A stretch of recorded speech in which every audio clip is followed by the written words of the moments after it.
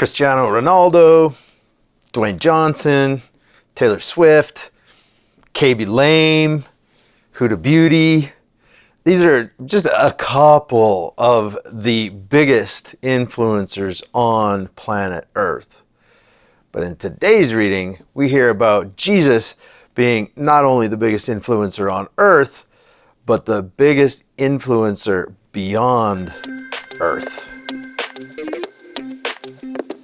Hey, my friends, we are in the fourth Sunday of Ordinary Time, and we're in the Gospel of Mark. In fact, the next 3 Sundays, I noticed, before we get to Lent, Ash Wednesday, are all from Mark, but not just Mark. They're only from Mark chapter 1. The next 3 Gospel readings on Sundays are just in Mark chapter 1. So there's a ton happening, but you're going to find a theme. Listen to this. Here we go. This is a reading from the Gospel according to Mark. Glory to you, O Lord.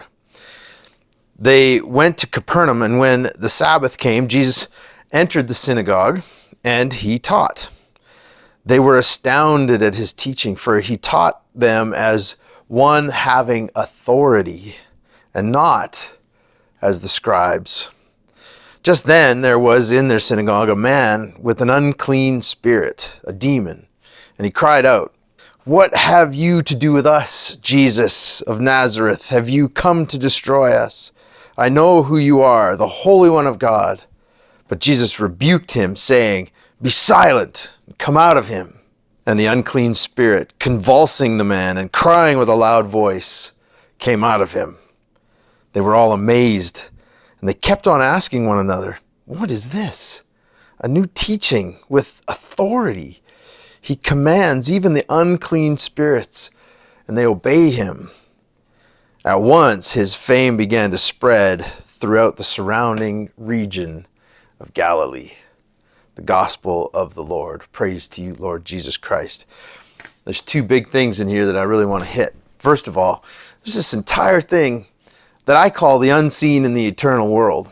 We can grasp this concept of believing in something and not being able to see it. You're not in Disneyland right now, but if I told you Disneyland exists, you'd be like, yeah, it makes sense. But you can't see Disneyland right now. You don't know that Disneyland exists, right?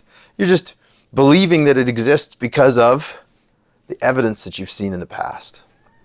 And that's the case with this world of the unseen and the eternal.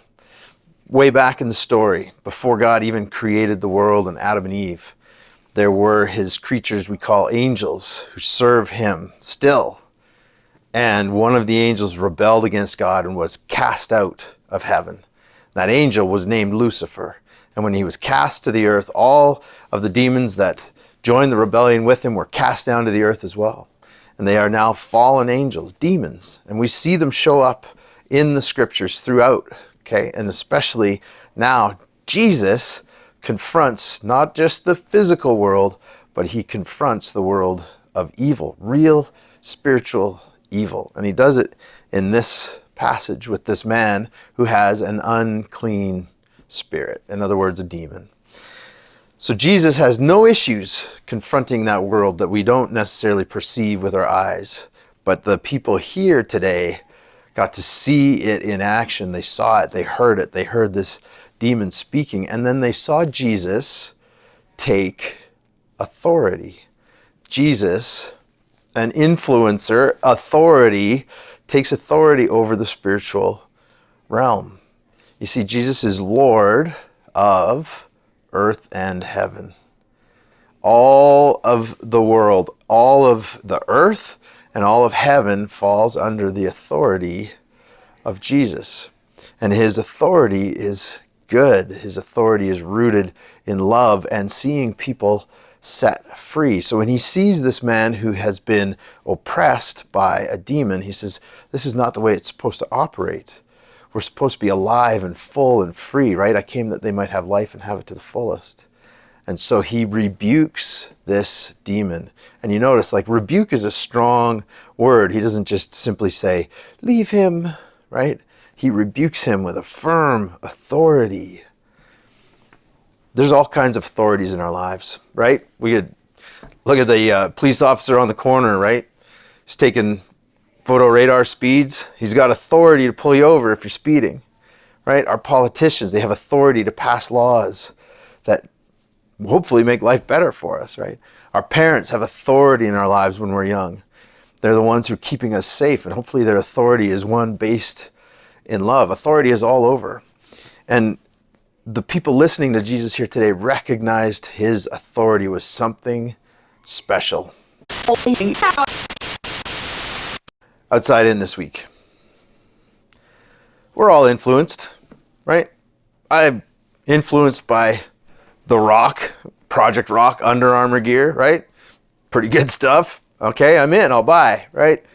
We're influenced in all kinds of ways, and we give authority over to these influencers.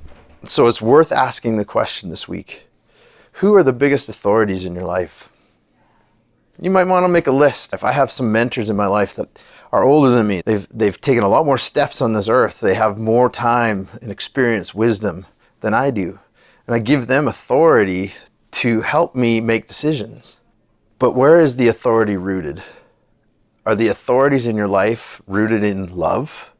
Do they have your best interests in mind? We can be influenced by authorities that do not have our best interests in mind. So it's worth taking an inventory of who we give authority to. And ultimately, I would contend that Jesus is the biggest and best authority that has our best interests in mind that we could give our lives over to. So take stock this week. Who have you given authority to? And I will see you guys in the next one.